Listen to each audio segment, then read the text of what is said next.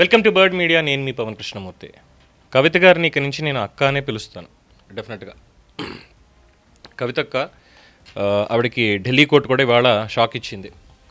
ఎలా మార్చుకున్నా ఏం చేసినా కానీ టీఆర్ఎస్ అనే వస్తుంది కాబట్టి, అబ్రివేషన్స్ పోలి ఉంది అలాగే ఉంది కాబట్టి అభ్యంతరాలు ఎన్నికల కమిషన్ ఏదైతే తీసుకుందో దానికి సంబంధించినటువంటి చూసినప్పుడు మీరు ప్రత్యామ్నాయం వెతుక్కోవడం తప్పితే ఇందులో ఏం చేయడానికి లేదు. మేము పిటిషన్ని కూడా స్వీకరించాం, అసలు పిటిషనే మేము తీసుకోమని చెప్పి. కవిత పార్టీ పేరుకు వచ్చినటువంటి కష్టాలు, తెలంగాణ రక్షణ సేన అనేటువంటి దానికి, అలాగే ఇంకోటి ఏం చెప్పారు, తెలంగాణ రక్షణ సమితి అని కూడా ప్రత్యామ్నాయం పెట్టారు. తెలంగాణ రక్షణ సమితి తీసుకున్న అది టీఆర్ఎస్ అనే వస్తుంది. సో ఈ అబ్రివేషన్స్ అనేటువంటివి దాన్నే పోలి ఉన్నాయి కాబట్టి మేము ఎట్టి పరిస్థితుల్లోనూ ఈ పిటిషన్ని స్వీకరించలేము అని స్పష్టం చేసింది. అక్కడికి ఢిల్లీ కోర్టు కూడా ఎన్నికల కమిషన్ అలా చెప్పింది మొన్న ఆల్రెడీ, దానికి సంబంధించి మార్చుకోమని.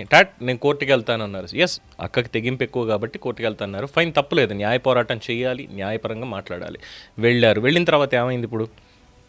ఇక్కడ ఇంకో మాట కూడా చెప్పింది ఏంటంటే, ఎన్నికల సంఘం జారీ చేసినటువంటి అభ్యంతరాల సంబంధించినటువంటి నోటీస్ ఏదైతే ఉందో దాని మీద పద్ధతి ప్రకారం ఈసీకి మాత్రమే సమాధానం చెప్పాలి, కోర్టుకు రావడం కాదు. ఫస్ట్ ఆఫ్ ఆల్ ఈసీ ఏదైతే చెప్పిందో అభ్యంతరాల కోసమని, దానికి లీగల్గా మీరు సమాధానం చెప్పండి వాళ్ళకి అథెంటిక్గా. ఆ తర్వాత ఏమైనా ఉంటే చూడాలి తప్ప ముందే మీరు కోర్టుకు వచ్చి పిటిషన్ తీసుకోండి ఇది అంటే అది ప్రొసీజర్ కాదు అని చెప్పింది. అంటే ప్రొసీజర్ కూడా తెలియకుండా అలా వెళ్ళిపోయారా? అండ్ ఇంకొక మాట కూడా చెప్పింది ఏంటంటే, ఎన్నికల సంఘం అనేది స్వయం ప్రతిపత్తి కలిగినటువంటిది. అలాంటి దానికి వాటి యొక్క చట్టబద్ధమైన అధికారిక విధుల్లో కోర్టు జోక్యం చేసుకోవడం అనేది సబబు కాదు. మేము జోక్యం చేసుకోలేము, మీరు చెప్తే మేము ఇప్పుడు తీసుకుంటే వాళ్ళ పనుల్లో మేము వేలిపెట్టినట్టు అవుతుంది, అది మీకు అర్థం కావట్లేదా అంటూ కూడా అడిగింది. సో ఇక ప్రత్యామ్నాయ పేర్లు ఈసీఐ వాళ్ళకి, ఎన్నికల కమిషన్ వాళ్ళకి ఇచ్చి తీరాల్సిందే 100%.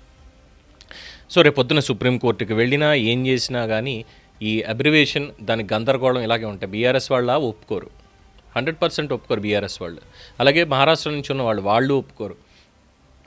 తెలంగాణ రాజ్యాధికార సమితి అన్నది కూడా ఇంకోటి ఏదో ఉంది, వాళ్ళు ఒప్పుకోరు. ఇలా దగ్గరగా 1000 పైచిలకు అభ్యంతరాలు అనేవి వచ్చేవాళ్ళకి. మరి మీరు ప్రత్యామ్నాయం పెట్టుకోండి అన్నారు, కోర్టు కూడా పమ్మంది.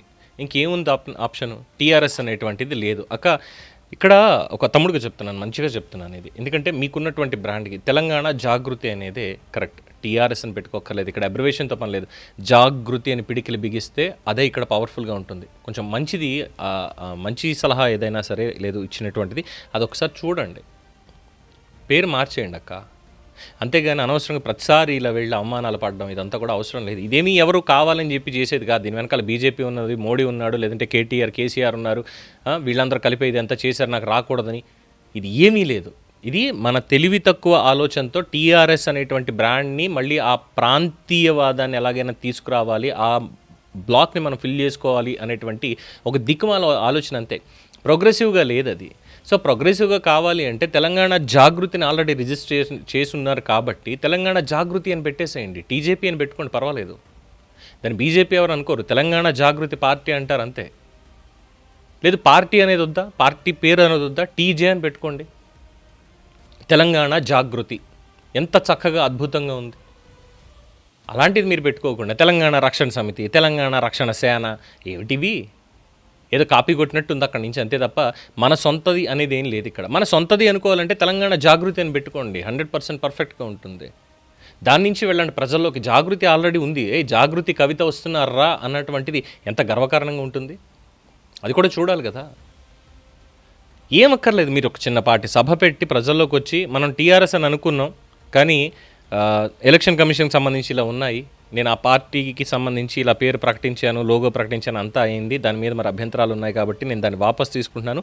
ఇన్నాళ్ళు ఈ టీఆర్ఎస్ అనేటువంటి పేరు వచ్చింది కాబట్టి దాన్ని మనం పక్కన పెట్టేద్దాం, దాన్ని మనం పక్కన పెట్టేసి ఈరోజు నుంచి సరికొత్తగా తెలంగాణ జాగృతం అవ్వాలి అని, తెలంగాణ జాగృతి అని పార్టీని ప్రకటిస్తున్నానని చెప్పేటండి. మీకు మైలేజ్ రాకపోతే అప్పుడు చెప్తా.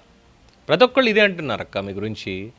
జాగృతి అనేది వదిలేసి ఎందుకని చెప్పి తీసుకుంటున్నారు ఆవిడ అని ఒకసారి ఆలోచించండి దయచేసి. సో కోర్టు అయితే చెప్పేసింది క్లియర్గా, ఎన్నికల కమిషన్కే మీరు చెప్పుకోవాలి తప్పితే కోర్టుకు రావడానికి లేదమ్మా, మేము అందులో వేలు పెట్టలేమని.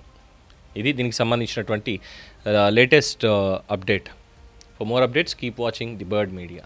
ఈ వీడియో మీకు నచ్చినట్లయితే లైక్ చేయండి, షేర్ చేయండి, సబ్స్క్రైబ్ చేయండి.